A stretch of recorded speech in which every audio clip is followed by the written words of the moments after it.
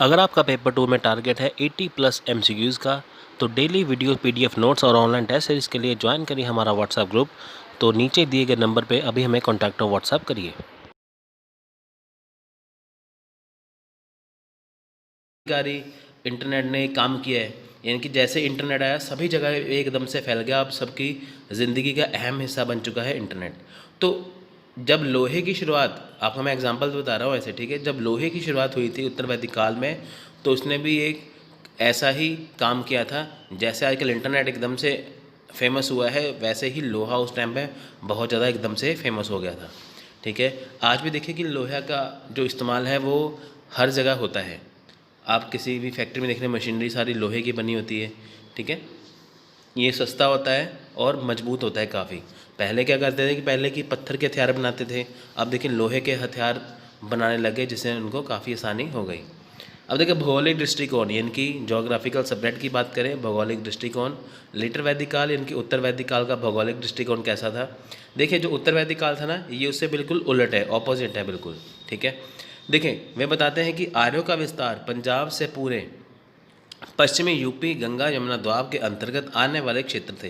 यानी कि जो आर्यों का विस्तार था वो कहाँ से कहाँ तक था, वो पंजाब से लेके पश्चिमी यूपी के, ठीक है, जहाँ पे गंगा जमुना का द्वाब है ना, द्वाब किसे कहते हैं कि दो दरिया के बीच की धरती, यानी कि एक तरफ गंगा एक तरफ यमुना, बीच में जो जो द्वाब है, इनकी दो दरिया के बीच का जो स्थान है जिसे द्वाब कहते हैं, वहाँ पे रहते थे आर्य। उसके बाद उन्होंने, देखिए शुरुआत में उन्होंने दहन द्वारा भूमि को साफ किया। बाद में 1000 से 800 BC ईसा पूर्व तक लोहे के औजारों का उपयोग आम हो गया था। अब देखिए शुरुआत में क्या किया ना, उन्होंने दहन द्वारा, इनकी भूमि को जलाकर वो साफ़ करते थे। देखिए आग की खोज तो हो चुकी थी, अब भूमि को साफ़ करना होता था। खेती बाड़ी के बाद वो भूमि को जलाकर उसे साफ़ कर देते थे। ठीक है, तो जब लोहे का इस्तेमाल आया, जब लोहे की खोज हुई, तो उन्होंने जो भूमि है, जो ज़मीन है, वो लोहे से साफ़ करनी शुरू कर दी, तो इनका काम काफ़ी आसान हो गया।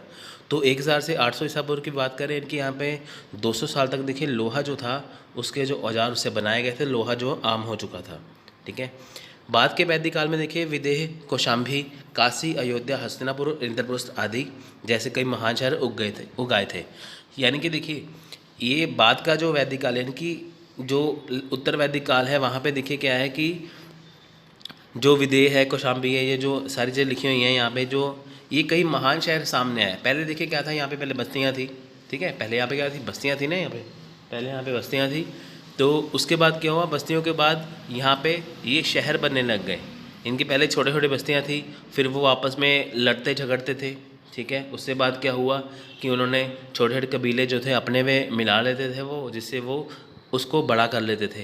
तो इससे क्या है, नए नए शहर जो है निकल के आए। इनकी अब जो ट्राइबल इलाके हैं, जो बस्तियां हैं, वो शहरों में तब्दील होने लग गई थी। तो ये मशहूर है बहुत ज़्यादा, विदेह, कौशाम्बी, काशी, अयोध्या, हस्तिनापुर और इंद्रप्रस्थ। ठीक है फ्रेंड्स, इंद्रप्रस्थ की बात करूँ, देखें फ्रेंड्स, जो हमारी दिल्ली है, इसका पुराना नाम भी इंद्रप्रस्थ था पहले, तो आप इसे याद रखिएगा। ठीक है, यहाँ पे इंद्रप्रस्थ की बात चली है, तो मैं आपका फैक्ट बता देता हूँ। दिल्ली का पुराना नाम पहले इंद्रप्रस्थ ही था। ठीक है, उसके बाद बात करें, देखिए राजनीतिक संगठन की। अब बात करते हैं राजनीतिक संगठन की। देखिए छोटे आदिवासी बस्तियों को मजबूत राज्यों द्वारा बदल दिया गया। अब देखिए छोटी आदिवासी बस्तियां थी, मैंने आपको बताया ना, जब आर्य यहाँ पे भारत में आए थे, तब वो छोटी छोटी बस्तियों में रहते थे। हर एक का अपना कबीला होता था, हर एक कबीले का सरदार होता था। तो फिर वो क्या करते थे कि वो आपस में लड़ते झगड़ते रहते थे। जब एक कबीला दूसरे से लड़ता था, तब वो जीत जाता था, तो उस कबीले को अपने कबीले में मिला के उसे एक शहर में बदल देता था, या उसे एक मजबूत राज्य में बदल देता था।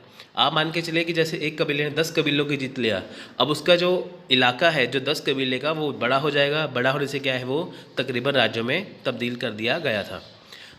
राजाओं की उत्पत्ति के बारे में सबसे पहले की कथा ऐत्रेय ब्राह्मण में होती है, जो बाद के वैदिक ग्रंथों में से एक है। यानी कि देखिए राजाओं की उत्पत्ति। अब देखिए यहाँ पे राज्यों की उत्पत्ति या राजाओं की उत्पत्ति के बारे में अगर हम बात करें, तो इसके बारे में हमें कहाँ से पता चलता है, इसके बारे में हमें पता चलता है, राजाओं के बारे में पता चलता है ऐत्रेय ब्राह्मण में।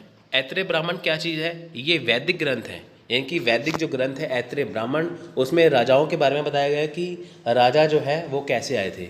आप देखिए सभी पहले इंसान रहते थे ऐसे, वो क्या करते थे कि अपने में से एक व्यक्ति को अपना मुखिया चुन लेते थे, जो आगे जाके वो राजा बन गया।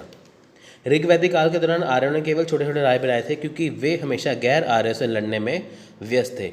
अब देखिए जो ऋग्वैदिक काल था, ऋग्वैदिक काल के दौरान क्या होता था, जो आर्य थे उन्होंने केवल छोटे छोटे राज बनाए थे, उन्होंने कोई बड़ा राज नहीं बनाया था। बड़ा राज बाद में बना। बड़ा राज ना बनने का कारण क्या था, क्योंकि देखिए वो हमेशा गैर आर्य से लड़ने में व्यस्त थे, यानी कि आर्य जो थे, जो आर्य नहीं थे उनसे वो लड़ते रहते थे। ठीक है, इनके अपने कबीले वाले से थोड़ी लड़ेंगे, वो जो गैर आर्य थे वो उनसे लड़ते रहते थे, इसलिए उनका जो राज था वो छोटा ही रह गया। लेकिन अब उन्होंने गैर आर्यों के प्रतिरोध को कुचल दिया था और कुरु, पांचला, कोसल, मगध, काशी और अंगद जैसे शक्तिशाली राज्यों की स्थापना की थी। अब देखिए उन्होंने आर्यों ने लड़ते लड़ते क्या किया, जो गैर आर्य थे यानी कि जो आर्य नहीं थे जिनसे वो लड़ते थे, उन्होंने उनको पूरी तरह कुचल दिया था एक तरह से। अब देखिए ये जो राज निकल के आ रहे हैं, कुरु, पांचला, कोसल, मगध, काशी और अंगा, देखिए यही आगे जाके महान जो है वो नगर बनेंगे, महान राज्य बनेंगे। देखिए ये सबसे यहाँ पे क्या हुआ, पहले यहाँ पे शक्तिशाली राज्यों की स्थापना हो गई। अब देखिए पहले कबीले थे, कबीले से यहाँ पे राज्यों में तब्दील हो गया, यानी कि छोटे छोटे जब कबीले लड़ते गए आर्य ने जो अपना राज्य जो एक्सपेंड किया, बढ़ाया, तो जो 6 राज्य हैं ये मेन बने। देखिए वैसे तो 16 महाजनपद है, 16 राज्य हैं, उसमें से ये 6 मुख्य हैं। आपने मगध के बारे में देखिए हम आगे जाकर डिस्कस करेंगे, तो ये इसमें से निकला है। सम्राट कहे जाने वाले राजाओं की शक्तियाँ बढ़ गई। अब देखिए जो सम्राट कहा जाने वाला जो राजा था उसकी शक्तियाँ बढ़ गई थी, क्योंकि देखिए पहले क्या था, राजा की जो शक्तियाँ थी वो लोगों के अधीन थी, यानी कि जो लोग थे वो राजा को चुनते थे, उन्हें राजा को लोगों के अनुसार चलना पड़ता था। अब जैसे वो था कबीले में, अब जैसे राज्य बन चुका है तो ऑब्वियस ही बात है कि राजा की शक्तियाँ बढ़ेंगी। सभाओं का मातम घट गया। अब देखिए सभा थी, सभा क्या करती थी, सभा ऐसी होती थी जैसे जो राजा को सहायता देने वाले जो व्यक्ति थे, या जब जहाँ पे लोग बैठ के राजा को चुनते थे, तो उनका महत्व जो घट चुका था, क्योंकि मेन महत्व किसका आ गया, अब राजा का आ गया। महिलाओं को विधानसभाओं में जाने की अनुमति नहीं थी और इस अवधि में राष्ट्र का संकेत देने वाला क्षेत्र पहली बार दिखाई दिया। अब देखिए विधानसभा आज की विधानसभा नहीं है, ये वो विधानसभा थी जहाँ पे एक राजा, उसको जैसे पुरोहित हो गया, राजा हो गया, और जो सहायता देने वाले व्यक्ति की जगह पे बैठते थे। पहले क्या था, महिलाएं जो थी विधानसभा में वहाँ पे समिति में वहाँ पे जा सकती थी, पर अब क्या था, उन्हें जाने की अनुमति नहीं दी गई। ठीक है, अनुमति कब दी गई थी, वहाँ पे प्रारंभिक वैदिक काल में। कब नहीं दी गई, उत्तर वैदिक काल में। ठीक है, इस अवधि में देखिए जो राष्ट्र का संकेत देने वाला, यानी कि एक जो राज्य था, अब वो अपने ही राज के बारे में जो सोचेगा, यानी कि राष्ट्र का संकेत हो गया ना, का क्षेत्र पहली बार दिखाई दिया, यानी कि सिर्फ अपने राज्य के प्रति ईमानदार रहना, इसमें क्या है, राष्ट्र शब्द निकल के आया। विशाल साम्राज्यों की स्थापना से शाही शक्ति का विकास हुआ। अब देखिए विशाल जो साम्राज्य बनते गए, यानी कि जब एक ट्राइब, एक कबीला दूसरे से लड़ता गया, फिर वो राज बना, राज से और ज़्यादा क्या किया उसने, अपना जो राज्य की साम्राज्य की स्थापना कर ली, अपना साम्राज्य काफ़ी दूर तक फैला लिया। अब इससे क्या, शाही शक्ति का विकास हुआ।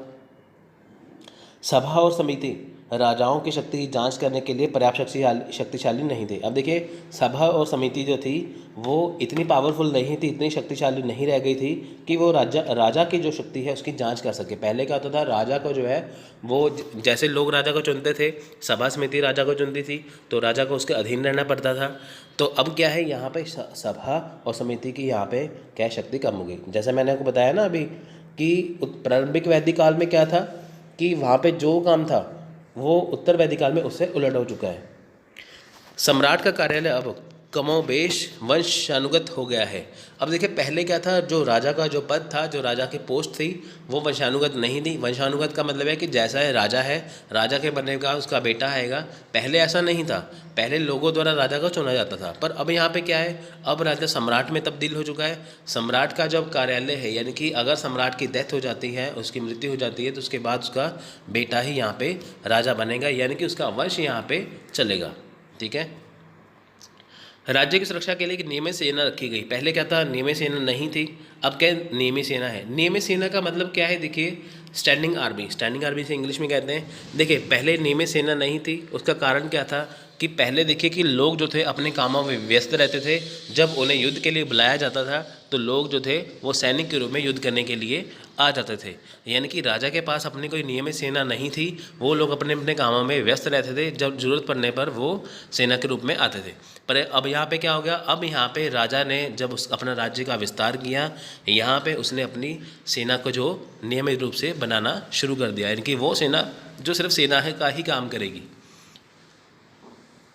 ऋग्वैदिक काल में हमने राजा के 3 मुख्य सहायक अर्थात पुरोहित, सेनानी, ग्रामणी के बारे में सुना। अब देखिए ऋग्वैदिक काल जो हमने पहले पढ़ा था, वहाँ पे हमने क्या सुना था कि राजा को सहायता देने वाले मुख्य 3 व्यक्ति थे।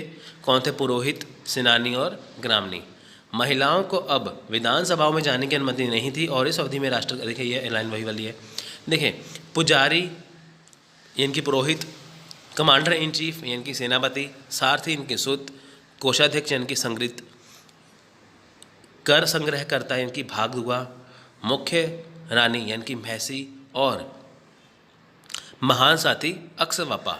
ठीक है, तो ये देखिए इस जगह पे ये शब्द जुड़ चुके हैं। पहले क्या था ऋग्वैदिक काल में? पहले देखिए ऋग्वैदिक काल में क्या था? पहले था पुरोहित, सेनानी, ग्रामणी, 3 व्यक्ति थे।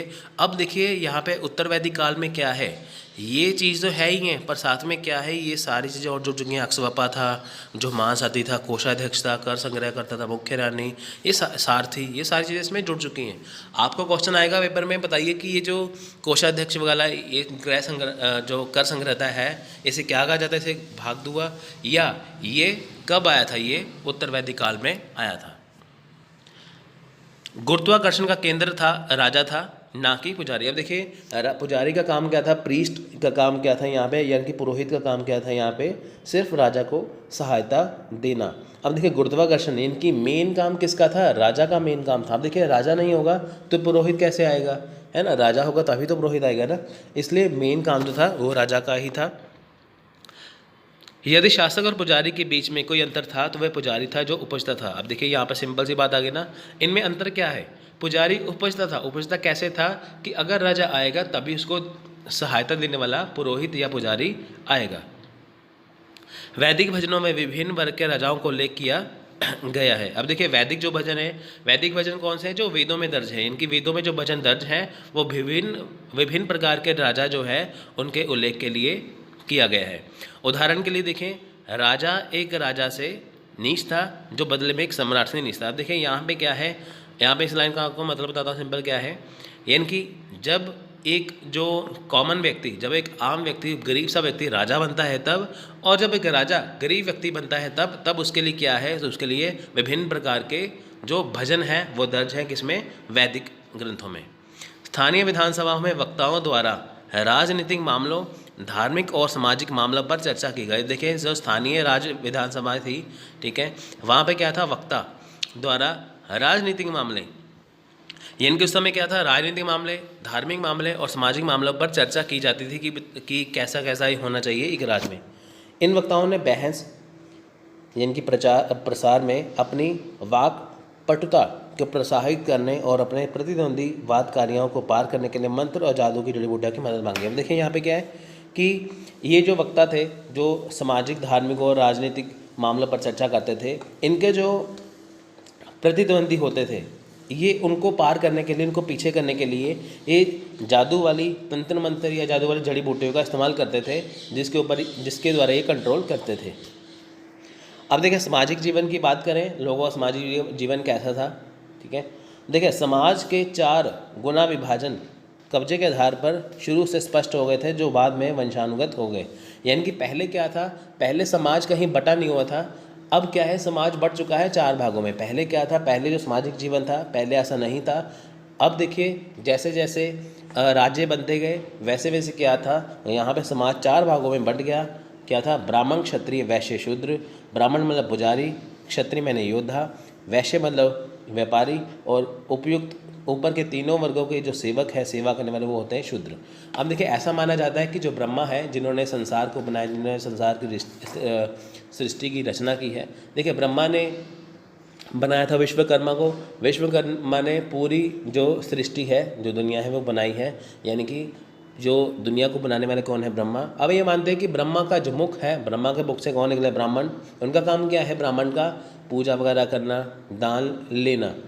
क्षत्रिय जो उनकी भुजाओं से निकले हैं, इनकी उनकी जो बाहें हैं उनसे निकली हैं, आम से, ठीक है। उनका काम क्या है? योद्धा, यानी कि वो सैनिक वगैरह हैं, उनका काम है योद्धा, यज्ञ करना, दान देना, युद्ध करना आदि क्षत्रिय काम है, ठीक है। वैश्य का क्या मतलब है? वैश्य उनकी जांघों से निकले हैं। वैश्य का काम मतलब क्या है? पुजारी, सॉरी, वैश्य का काम यहाँ पे क्या है? मतलब कि व्यापारी, ठीक है। वैश्य का यहाँ पे काम क्या होता है? व्यापारी का। वैश्य का मतलब व्यापार करने वाले व्यक्ति। अब देखिए जो शूद्र है वो कहते हैं ब्रह्मा के पैरों से निकले हैं। इनका काम क्या है? कि ऊपर के तीनों वर्ग जो है उनकी सेवा करने के लिए बनाए गए हैं। पहले देखिए ऐसा कुछ नहीं था, पहले समाज में सभी जो लोग थे एक समान थे। अब यहाँ पे क्या हो चुका है? यहाँ पे जो है वो 4 भागों में बांट चुके हैं पूरे दुनिया को, ठीक है। पूरा सामाजिक जीवन यहाँ पे बढ़ चुका था। अब देखिए महिलाओं ने स्वतंत्रता और सम्मान का आनंद लिया, लेकिन पहले की तुलना में उनकी स्थिति खराब हो गई। देखिए पहले की तुलना क्या करें, जैसे महिलाओं की जो स्वतंत्रता थी, जो सम्मान था, वो अच्छा था, पर जो पहले की जो तुलना थी, जो पहले उनको अधिकार दिए गए थे, उससे इस समय की जो स्थिति थी वो काफ़ी खराब हो चुकी थी। गोत्र की संस्था इस युग में पहली बार दिखाई दी। गोत्र ने सामान्य पूर्वजों से वंश का संकेत दिया। अब देखिए गोत्र कहते ना कि आपका जात क्या है, आपका गोत्र क्या है, तो ऐसा होता है। देखिए गोत्र उस समय नहीं था, पर इस समय क्या था? गोत्र आ चुका था। गोत्र का क्या मतलब है? कि जैसे एक व्यक्ति था, उसे एक गोत्र उसका दिया जाता था, जिससे उसके वंश के बारे में पता लगाया जा सकता है, ठीक है। तो कहते हैं ना कि मैं इस गोत्र का हूँ, तो वो उसकी पीढ़ी दर पीढ़ी को देखते हैं। ऐसे अगर गोत्र ना हो तो पता नहीं चल पाएगा वो किसकी संतान है, उसके पूर्वज क्या है। तो पूर्वज से देखिए, पूर्वजों का पता लगाने के लिए जो गोत्र था वो इस समय अस्तित्व में आया, जिससे क्या था? हम पूर्वज से वंश का संकेत दे सकते हैं। हम देख सकते हैं कि ये व्यक्ति है, ये किस वंश का है। इस युग में भी रथ दौड़ खेल मुक्त था और मुख्य शगल जुआ था। यानी कि देखिए यहाँ पे लोग क्या करते थे, जो उनका जो मेन खेल था वो कौन था? रथ दौड़ था, और जो जुआ वो खेलते उनका वो शगल था। अब देखिए मेरठ के हस्तिनापुर में खुदाई लगभग 900 ईसा पूर्व से 500 ईसा पूर्व शहर के जीवन की बस्तियों का पता चला। इसे प्रोटो अर्बन साइट कहा जाता है। अब देखिए यहाँ पे क्या था कि जो मेरठ का शहर है हस्तिनापुर, वहाँ पे जब खुदाई की गई, वहाँ पे लगभग 900 ईसा पूर्व से 500 ईसा पूर्व शहर के जीवन की बस्तियों का पता चला। यानी कि 400 साल पुराना वहाँ पे जीवन मिला है। कहाँ पे? मेरठ के हस्तिनापुर में, ठीक है फ्रेंड्स। अब देखिए इसे प्रोटो अर्बन साइट कहा जाता है। यानी कि प्रोटो अर्बन साइट का क्या मतलब है? जो शहरीकरण है उससे पहले वाला समय ये कहाँ पे था? ये मेरठ के हस्तिनापुर में था। आपको जो मैं इसमें करा रहा हूँ बहुत ही ज़्यादा इंपॉर्टेंट फैक्ट है, आप इसको अच्छे से करिए, ऐसा नोट्स आपको कहीं नहीं मिलेगा। तो चलिए देखते हैं। बाद में वैदिक काल, विशेष रूप से 800 ईसा पूर्व से 500 ईसा पूर्व भी सूत्रकाल है। हम देखिए बाद में जो 800 ईसा पूर्व से 500 ईसा पूर्व में भी सूत्रकाल है, ठीक है। गृह सूत्र में 16 संस्कारों सहित सामाजिक अनुष्ठान होते थे, जिनके माध्यम से व्यक्ति को गर्भाधान से लेकर दाह संस्कार तक करना पड़ता था। अब देखिए यहाँ पे गृह सूत्र निकल के आए। गृह सूत्र कब बने? 800 ईसा पूर्व से 500 ईसा पूर्व के बीच। अब ये गृह सूत्र होते क्या हैं? यानी कि गृह सूत्र वो है जिसमें संस्कारों को रखा जाता है। ये 16 तरह के संस्कार हैं। हमारे देखिए भारतीय संस्कृति बात करें, यहाँ पे 16 तरह के संस्कार हैं, जिसमें क्या है? सभी तरह के अनुष्ठान होते हैं। यानी कि जब व्यक्ति पैदा होता है वहाँ से लेके जब व्यक्ति मरता है, यानी कि व्यक्ति के पैदा होने से व्यक्ति के लेके उसकी मृत्यु तक, उसकी डेथ तक, यहाँ पे क्या है? कोई ना कोई संस्कार होता ही है। आप देखिए शादी के समय जो मंत्र वगैरह बोले जाते हैं, जो रस्में हैं वो अलग तरह से है, जब व्यक्ति मरता है वो रस्में अलग तरह से हैं, ठीक है। तो कई तरह की रस्में यहाँ पे अदा की जाती हैं व्यक्ति के जन्म से लेके उसकी मृत्यु तक, ठीक है फ्रेंड्स। यानी कि जो संस्कार हैं वो 16 तरह के हैं, वो जो हमारे जीवन में चलते रहते हैं। ये कब आए थे? 800 ईसा पूर्व से 500 ईसा पूर्व के बीच।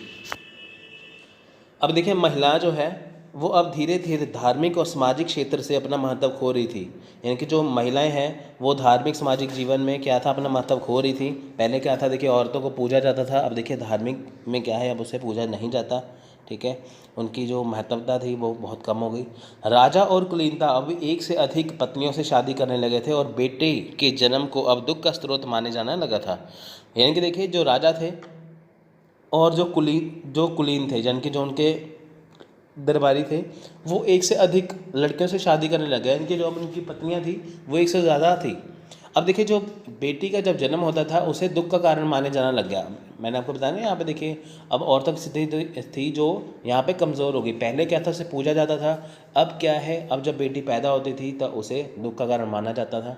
ठीक है, क्योंकि देखिए राजा एक से अधिक जब शादी करेगा, अगर मान लीजिए उसका बेटा भी हुआ, तब भी जहाँ पे जाके उसका पारिवारिक जीवन है वो काफ़ी ख़राब होगा। क्यों? क्योंकि यहाँ पे देखिए कि अगर वो उनका बेटा बड़ा होगा तो उनमें होड़ मच जाएगी कि किसका बेटा जो है, कौन सी रानी का बेटा है जो राजा बनेगा। ठीक है, ऐसे ही पारिवारिक षड्यंत्र होते होते होते होते आज हम यहाँ तक पहुँचे हैं। ठीक है, अब देखिए, हालांकि उच्च शिक्षा महिलाओं को प्रदान की गई थी, यानी कि महिलाओं को जो उच्च शिक्षा प्रदान की गई थी, उनका सामाजिक और धार्मिक जीवन खराब था, पर शिक्षा के क्षेत्र में उनका जो जीवन था वो काफ़ी अच्छा था।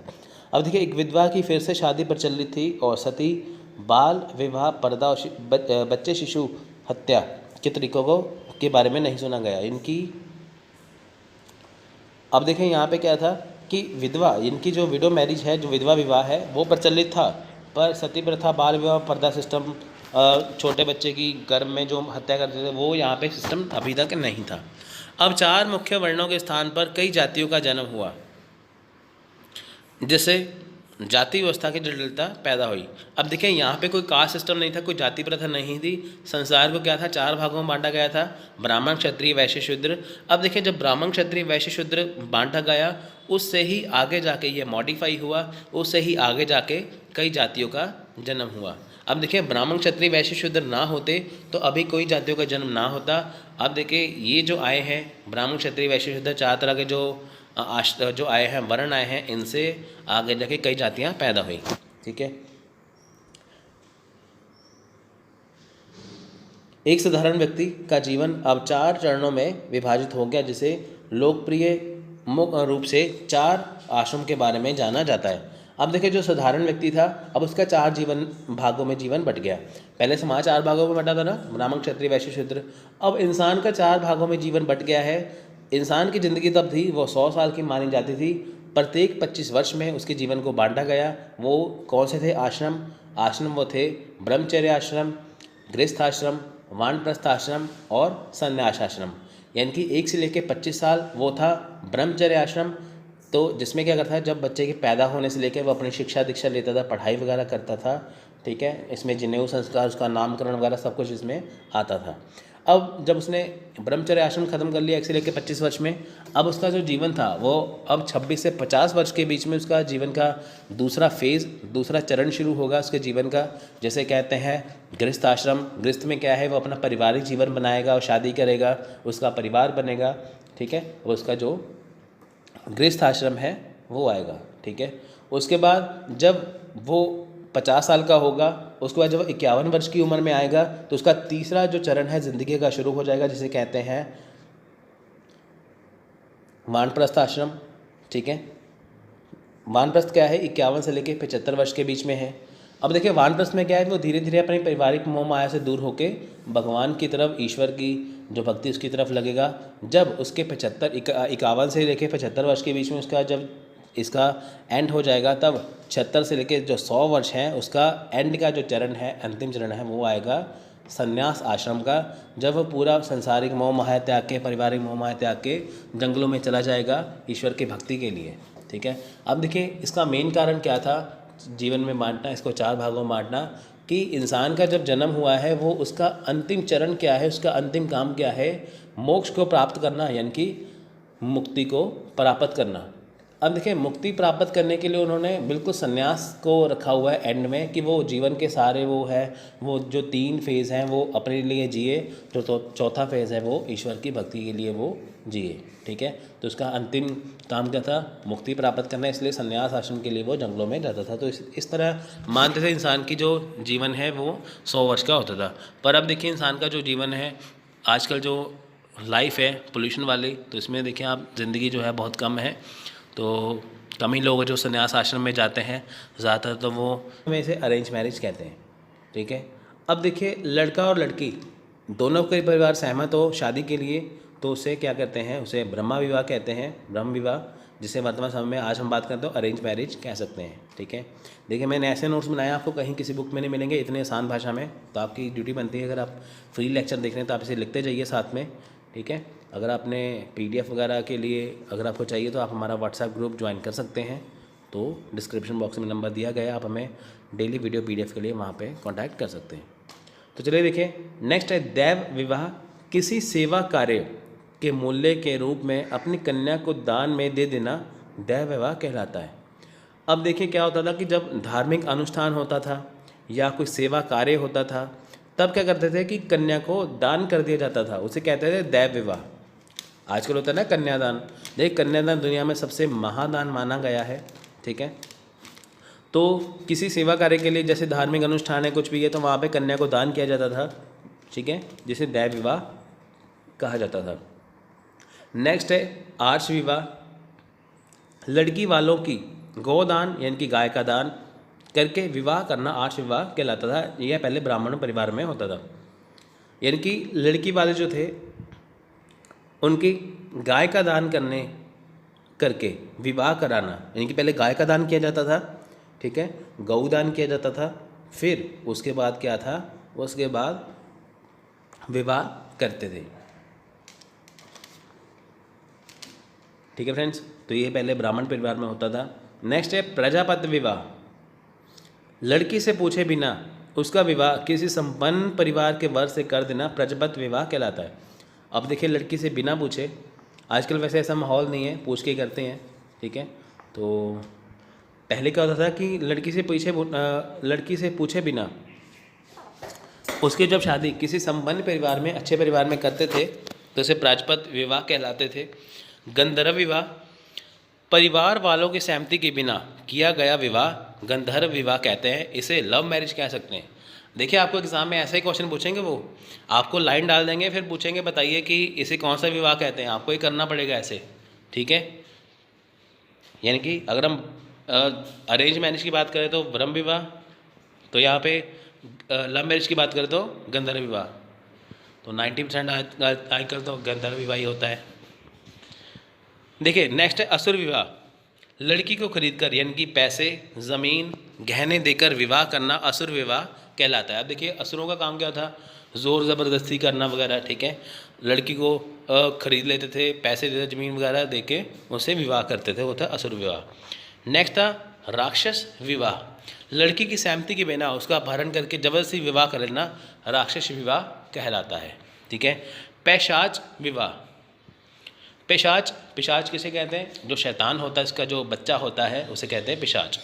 पिशाच विवाह जिनकी बेहोशी या लाचारी की अवस्था में लड़की से संबंध बनाना और बाद में उसे विवाह करना पिशाच विवाह कहलाता है। तो देखिए आपने देखा है ये 8 तरह के जो विवाह है।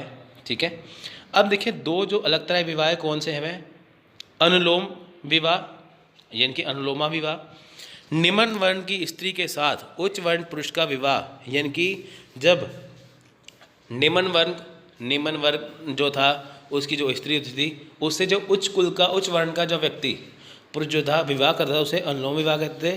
प्रतिलोम विवाह, जब उच्च वर्ण की स्त्री निम्न वर्ण के पुरुष से विवाह करती थी उसे कहते थे प्रतिलोम विवाह। ठीक है, तो ये थी विवाह की टाइप्स। कहीं पे भी गूगल करिए आपको 8 तरह के मिलेंगे, 2 मैंने आपको अपनी तरफ से एक्स्ट्रा कराए हैं कि ताकि आपको एग्जाम में दिक्कत ना हो। नेक्स्ट देखिए महत्वपूर्ण वैदिक नियम, महत्वपूर्ण वैदिक नियम की बात करें कि उस टाइम पे जो वैदिक नियम थे वो कौन कौन से थे जो महत्वपूर्ण थे। अब देखिए उस टाइम पे ये सारे यज्ञ की बात है। ठीक फ्रेंड्स, ये जो आपको मैं बता रहा हूँ वैदिक नियम की, ये सारे यज्ञ हैं इसमें। ठीक है, पहला था अश्वमेध। देखिए अश्वमेध यज्ञ था, अश्वमेध जो यज्ञ था वो बहुत ज़्यादा उस टाइम पे प्रसिद्ध था। एक राजा ने इसे बलिदान से किया जिसका अर्थ था उस क्षेत्र पर नियंत्रण, जिसमें शाही घोड़ा निर्बाध रूप से चलता था। समारोह 3 दिन तक चलता, जिसके अंत में घोड़े की बलि दी गई थी। 21 5 गायों के बलिदान के साथ अश्वमेध यज्ञ संपन्न हुआ। अब देखिए यहाँ पे क्या था, सिंपल से आपको मैं बात बताता हूँ क्या है। अश्वमेध जो यज्ञ था ही क्या था, ऐसा होता था कि पुराने समय में जब राजा जब यज्ञ करवाते थे, अश्वमेध यज्ञ जो था वो बहुत ज़्यादा प्रसिद्ध था, इम्पोर्टेंट था, महत्वपूर्ण था। वो समय क्या था कि यज्ञ के दौरान राजा जो था वो अपना घोड़ा छोड़ देते थे। तो घोड़ा दौड़ता था, जहाँ पे जाके घोड़ा रुकता था तो वो सारी ही जगह जो थी वो राजा के अंडर आ जाती थी, राजा के कंट्रोल में हो जाती थी। यानी कि राजा ने अगर किसी क्षेत्र पर नियंत्रण करना हो तब वो अश्वमेध यज्ञ करवाते थे। इसमें क्या था, अपना घोड़ा छोड़ते थे, जब घोड़ा उस जगह पे जाके रुकता था तो वो सारी जगह राजा की हो जाती थी।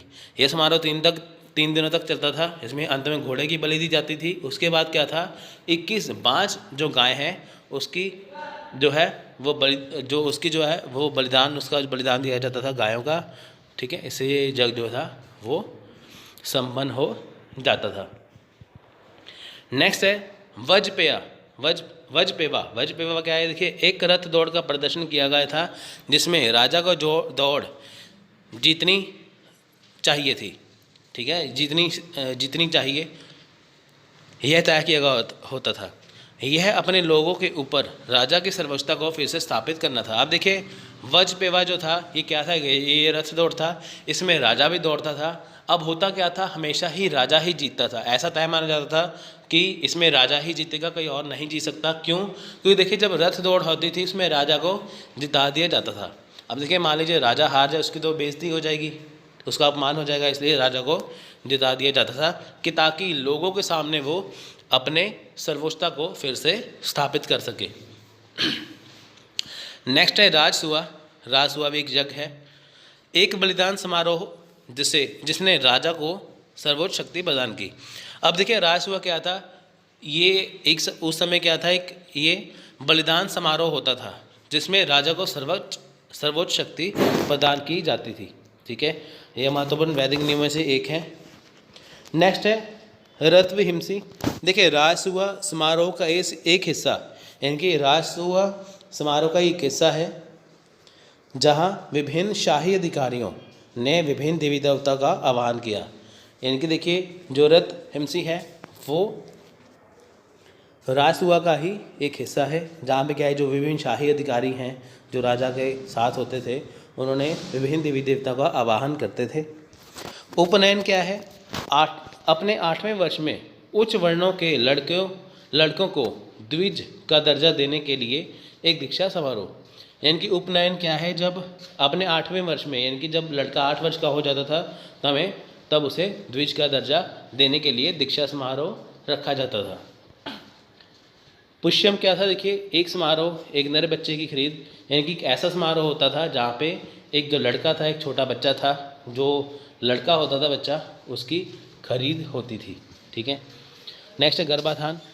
महिलाओं में गर्भाधान को बढ़ावा देने के लिए एक समारोह, यानी कि महिलाओं में गर्भाधान को, ठीक है, बढ़ावा देने के लिए क्या था, एक समारोह रखा जाता था। कुलकर्मा एक समारोह जिसे अपने 3रे वर्ष में लड़कों के मुंडन के लिए भी जाना जाता है। यानी कि एक ऐसा समारोह था, ये ऐसा समारोह था जहाँ पे लड़के का जब लड़कों का जब 3रा वर्ष होता था तब उनका मुंडन किया जाता था, उसे कहते कुलकर्मा। अर्धन्यायम क्या है, देखिए गर्भ में बच्चे की सुरक्षा सुनिश्चित करने के लिए एक समारोह, यानी कि बच्चा उसमें गर्भ में सही है कैसा है उसको जांचने के लिए एक समारोह होता था। ठीक है, उसे कहते हैं अर्धन्यायम। जटकर्म गर्भ नाल के कटने से पहले किया गया जन्म समारोह, यानी कि जब बच्चा पैदा होता है, ठीक है, जब दुनिया में आता है उससे पहले से करने वाला समारोह वो होता है जटकर्म। ठीक है, ये थे इसके विभिन्न नियम। अब देखिए यहाँ पे हम बात करेंगे मिट्टी के बर्तनों की। अब देखिए यहाँ पे उस समय मिट्टी के बर्तन जो थे, ठीक है, हालांकि बाद के वैदिक चरण को चित्रित ग्रे वेयर पॉटरी संस्कृति के साथ पहचाना गया। ग्रे वेयर पॉटरी क्या है, यानी कि वो मिट्टी के बर्तन जो ग्रे कलर के होते थे। ठीक है, तो ये ग्रे वेयर पॉटरी के नाम से, संस्कृति के नाम से जाना गया। लेकिन तथ्य यह है कि इस प्रकार के मिट्टी के बर्तनों का कुल मिट्टी के बर्तन का केवल 3 से 15% पाया जाता है। लेकिन तथ्य यह भी है, देखिए चाहे इस संस्कृति को ग्रे वेयर पॉटरी संस्कृति के रूप में पहचाना गया, लेकिन तथ्य यह भी मानते हैं कि इस प्रकार के जो मिट्टी के जो बर्तन हैं उनका जो कुल मिट्टी के बर्तन का जो केवल 3 से 15% ही पाया जाता है। यानी कि ग्रे वेयर पॉटरी की बात करें यहाँ पे, अगर आप देखिए कि सभी प्रकार के मिट्टी के बर्तनों की बात करें तो उसमें जो कुल बर्तन थे, ठीक है, जो मिट्टी के कुल बर्तन थे उसमें केवल 3 से 15% मिट्टी के जो बर्तन थे वो ग्रे कलर के ही थे। ठीक है, बाद के वैदिक लोग 4 प्रकार की मिट्टी के बर्तनों का उपयोग करते थे। काले और लाल बर्तन, काले फिसले हुए यानी कि स्लिपरी, ठीक है, बर्तन, चित्रित ग्रे बर्तन और लाल बर्तन, तो ये उस समय के बर्तन थे। ठीक है, आम आदमी के लिए लाल बर्तन सबसे लोकप्रिय था और लगभग पूरे पश्चिमी यूपी में पाया गया था। अब देखिए, जो आम आदमी था वो लाल बर्तन का प्रयोग करता था लगभग पूरे पश्चिमी यूपी में। आपको क्वेश्चन पूछ सकते हैं, बताइए कि पश्चिमी यूपी में, या सिंपल सी बात करें, यहाँ पे पूछेंगे कि आम आदमी के लिए जो लाल बर्तन सबसे लोकप्रिय था वो किस जगह पे था, वो पश्चिमी यूपी में था। हालांकि इस अवधि के सबसे विशिष्ट बर्तनों को पेंटेड ग्रेवेयर के रूप में जाना जाता है, जिसमें कटोरे व्यंजन शामिल होते थे। अब देखिए, इस अवधि में क्या है, सबसे जो विशिष्ट बर्तन थे, लाल मिट्टी के अलावा जो अलग प्रकार के जो बर्तन थे वो ग्रे कलर के होते थे, जिसमें कटोरे होते हैं, व्यंजन है, ठीक है, वो शामिल होते थे, जिनका उपयोग या तो अनुष्ठान के लिए या ऊपरी वर्ग द्वारा खाने के लिए किया जाता था। आप देखें यहाँ पे निम्न वर्ग का जो आम व्यक्ति है वो लाल बर्तन का इस्तेमाल करता था, ग्रे कलर का जो इस्तेमाल है वो उच्च वर्ग का व्यक्ति करता था। ठीक है, या अनुष्ठान के लिए करते थे। नेक्स्ट है अर्थव्यवस्था। देखिए, बाद के वैदिक काल के दौरान कृष्णला बेरी वजन की इकाई थी, यानी कि जो उत्तर वैदिक काल था उसमें वजन की इकाई क्या थी, कृष्णला। ठीक है, कृष्णाला जो थी इकाई थी वो, और संभवतः इसने सिक्के के उपयोग को प्रेरित किया। यहाँ पे क्या था, देखिए, सिक्के के उपयोग को इसने प्रेरित यहाँ पे कर दिया। निष्का ने गाय को मूल्य की इकाई के रूप में प्रतिस्थापित किया। पहले देखिए बार्टर सिस्टम था, चीज़ के बदले में चीज़ देना, और यहाँ पे देखिए वजन की इकाई क्या है, कृष्णला थी। ठीक है, जो निष्का था उसे रखा गया गाय की मूल्य के इकाई के रूप में, इनकी अगर गाय को खरीदा बेचा जाता था वो निष्का के रूप में उसका मूल्य रखा जाता था।